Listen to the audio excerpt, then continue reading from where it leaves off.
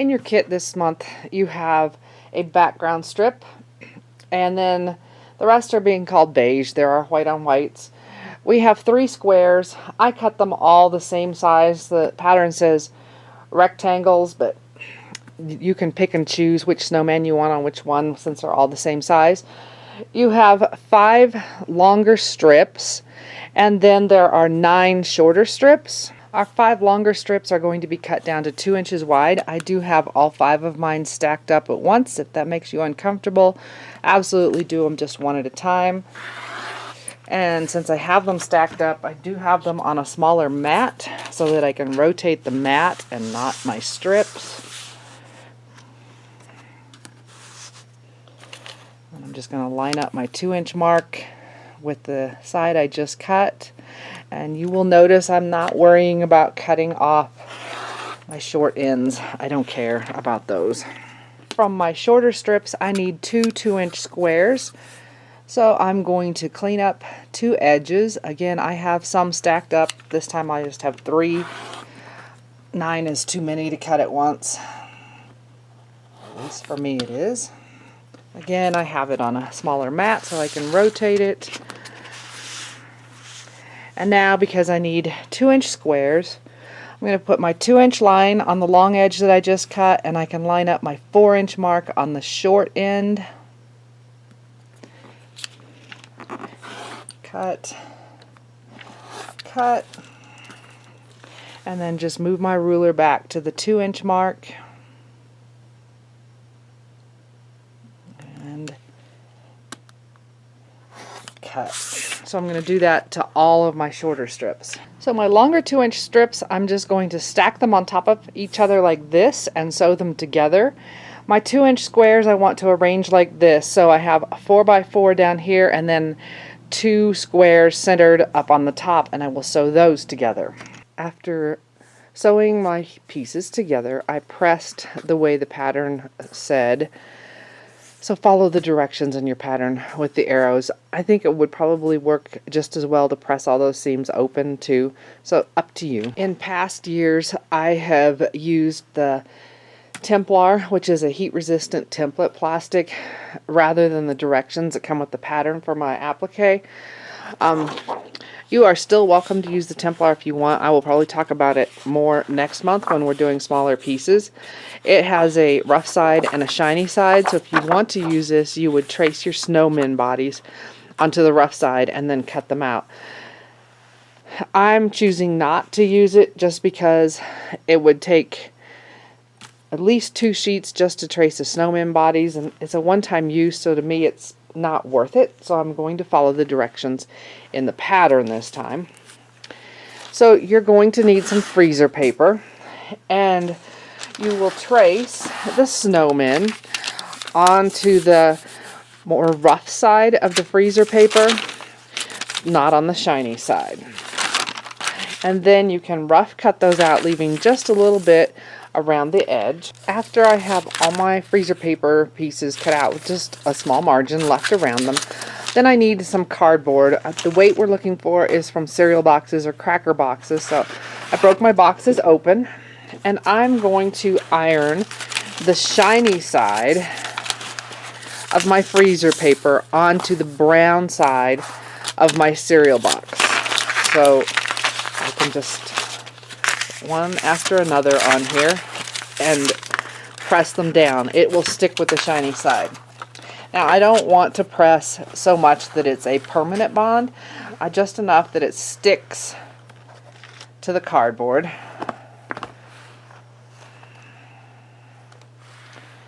And I might need to turn my iron up. I don't have it at a cotton setting. I have it somewhere around a wool setting, and this is not my usual iron. So I will just press long enough that this sticks to my cardboard. So I will iron all 5 snowmen down.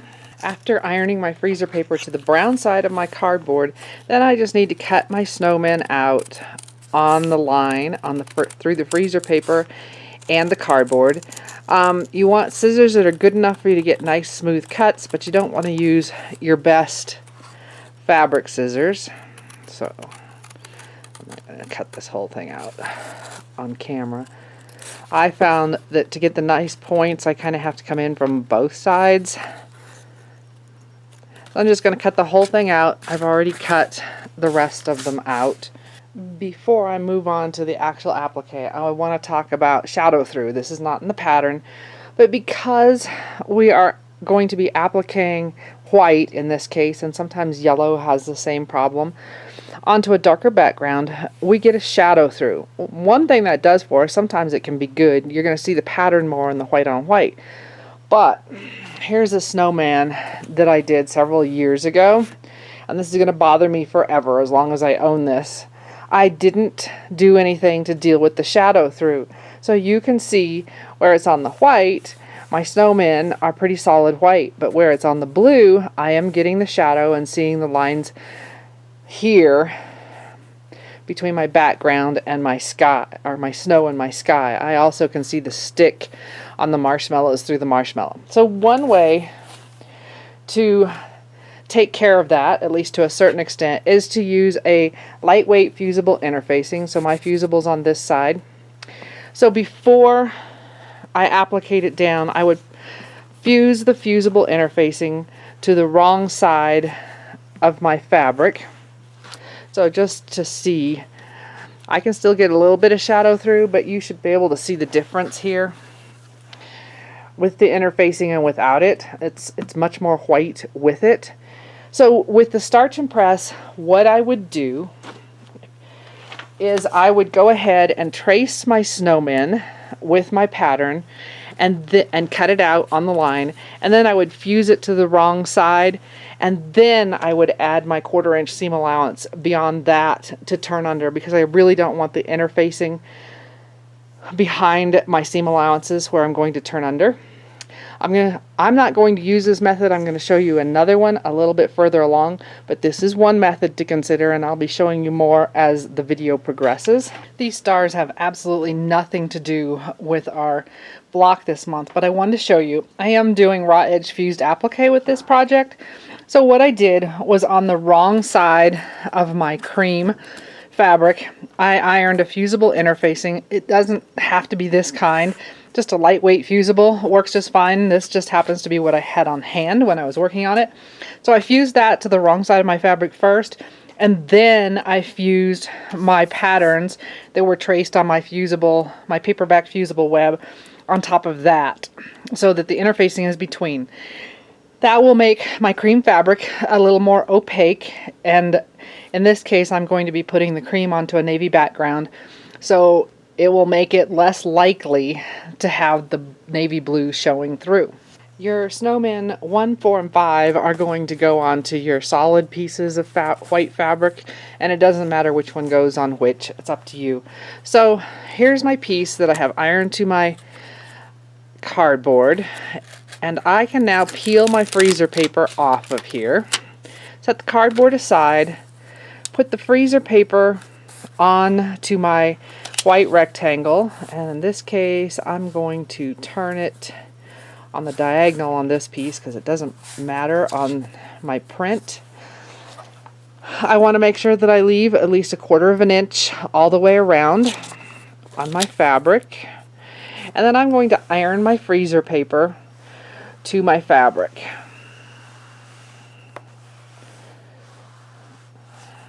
Okay, and I'm going to do exactly the same thing on numbers 4 and 5. And then my snowman 3 and snowman 2 are going to be ironed the same way to my pieced white pieces. I don't think I said I'm ironing the freezer paper to the right side of my white fabric. Now, if for some reason your freezer paper won't come off, or you tear it or something like that, then you can always just flip this over, and it would be with your shiny side. Oh, it doesn't really matter if you're tracing it. Flip it over, and on the wrong side I could just trace around my cardboard, and then I would cut 1/4 inch beyond that. Either way works. I'm just backing up real quick and talking about the shadow through again. If I was using the fused interfacing. It's a lightweight. I would use my cardboard to trace around my snowmen onto the non-bumpy side of the interfacing. I would cut them out on the line, and then let's just pretend that my freezer paper is the interfacing. I would iron it on the back of my fabric before I cut out the snowmen, so I just iron it on the back, and then I wouldn't need to use my freezer paper on the front for my pattern. After I ironed my interfacing on the back, so we'll just pretend that's what it is, then I would cut out, leaving my 1/4 inch seam allowance all the way around, or approximately. So that's how I would do it if I was using the fusible interfacing. In this case, I had this iron to the front. I can now peel my freezer paper off, and I want to find the same snowman, number 1, as I used my freezer paper. I'm going to flip over my fabric, so now it is wrong side up. I'm going to put my cardboard so that the printed side is up now. So we are going to be using either starch, best press, or magic sizing for this. I'm using the magic sizing. So what I'm doing is just shaking it up. I'm going to spray a little bit into the cap, and I have a small paintbrush, and I'm going to just paint my seam allowances, get them nice and wet with whatever I'm using here, the starch, the spray sizing, or the best press. And you don't have to paint the whole thing. You can use any iron. I'm using a small clover iron. It's just a little bit easier. And I'm just going to use the tip of that iron to flip up my seam allowance, and you just want to work a little bit at a time and press it over the cardboard. And I just want to press it until it's dry. And here's why you wanted to cut out your cardboard as smooth as you possibly could, because any jags that you have in your cardboard are going to be in your applique as well. So I'm not going to make you watch me do the whole thing, but when I get to places where I have my in here where I have the point, the inside point, I need to clip into that. So I am going to just clip straight in almost to the cardboard. And then let's paint that, and I'll show you.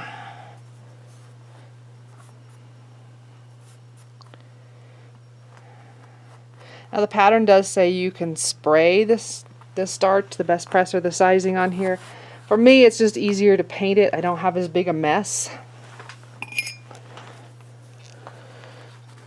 So I'm going to just keep pressing. And remember, it's just a little bit at a time, because if you start trying to take too big a bites, you're going to start getting points. This is a little bit of a slow process. Keep your fingers out of the way. This is not usually my first go-to process, although I'm getting better and better at it, just because I tend to burn myself. So when I get to that, I just want to press it up on both sides of that point so that I get as good a point as I possibly can in there, and I'm just going to keep going all the way around the snowman. Once I've pressed all my seam allowances and it's dry, then I can just pop my cardboard templates out of my applique piece, and it's ready to stitch down to my background. So I just wanted to show you one of the reasons I'm not wild about cardboard. It works if you're just doing one piece out of it, is it starts to wear down the edges with the sizing or the starch. So if you keep using it over and over again, your template starts changing sizes. So what I decided to do to avoid my shadow through is to use thin batting. You're going to want bleached batting for this so that your snowmen stay white. I used my freezer paper patterns again, ironed it to my my batting, and then I can just cut out the piece. So I just cut it out, peel off my freezer paper, and then what I did was I just tucked it in under the seam allowances on the piece. You may have to sliver a little bit off just to get it to fit, but that will take care of any shadow through, and the other thing it does is gives our snowmen a little bit of puff or dimension. Once my snowmen are all prepped, I'm now ready to sew them to my background. I did press my background piece to try to get as many creases out as possible. This will eventually be trimmed down to 8.5 high by 30.5 wide. Rather than trimming it down now, I just marked it. So I used a Frixion pen and marked that size out. I like to applique with my background a little bit bigger than what it's going to be in the end. And then it's time to arrange the snowmen. Mine are arranged in numerical order from 1, 2, 3, 4, and 5. And I just need to space them out on my background. Remember that 8.5 by 30.5 is the cut size, not the sewn size. So I want to fit these guys in, leaving at least 1/4 of an inch beyond the snowman on all 4 sides. So you can arrange them however you want. This is how I arranged them. And now we're ready to start sewing. Since we did the starch and press method to turn under our edges, the plan is to stitch this down by hand. Now, the goal when I'm doing hand applique, usually, is to have my stitches as invisible as possible. So some things that will help are your needles. I typically use a size 11 straw needle. Those are long, skinny needles. Since we've already turned under our seam allowances, it's probably not that big a deal to have the long anymore, because I use that when I'm doing needle turn to sweep it under. So if you want to use betweens instead, you could. Those are a shorter needle. But we want the fine, because the nice fine needle gives us the smaller stitches. When we're talking about hand sewing needles, the higher the number, in this case a 12, the finer the needle, the lower the number, the bigger the needle. So this card is all between needles, but the size 8 is significantly longer and thicker than the size 12. Same thing with the straw needles. The size 8 is a very long needle, and it is thicker, quite a bit thicker than the size 11, which is a shorter needle and a much finer needle. Now, the straw needles will bend as you use them. That doesn't bother me. I use the curve, but if it does, then you might want to go up from an 11 to a 9 or a 10. We also want to fine thread when we're doing hand applique to help make our stitches invisible. I typically use a size 60 Metler 100% cotton, and that's just because I have a good collection of it because I've been appliquing for several years. Another option in the store, this one still has the plastic on so it may shine, is the Aurifil size 80. So, in sewing machine thread, just like in hand needles, the higher the number, the finer the thread. So the 80 is a finer thread than the 60. So those would be more invisible stitches. Now I don't want either one of these colors to stitch down my snowmen. When I'm doing hand applique, I want to match my applique, either that or find a thread that blends with it. So I will be using white on my snowmen. Some other options on thread. There's the Invisifil, which is 100 weight at the store. Now my one word of caution with that is it is a polyester thread. So if you want cotton with cotton, then that would not work. Another good thread, and we don't carry it at the store, is 100 weight silk thread. It kind of just disappears. So pick your needle, but I do recommend a finer needle, and I do recommend not any thicker than a 60 weight thread. So 60 or finer. So 60 up to 100 weight. So I've already threaded my needle off camera. Like I said, I'm using a size 11, and since that's a fine needle, it can be a little bit tricky to thread, and with this needle you can maybe see that I'm getting a bend in it. So I wanted to show you how to do a quilter's knot. If you don't get the quilter's knot, that's okay. Let's move it so it's over the blue maybe. Still not going to be able to see it.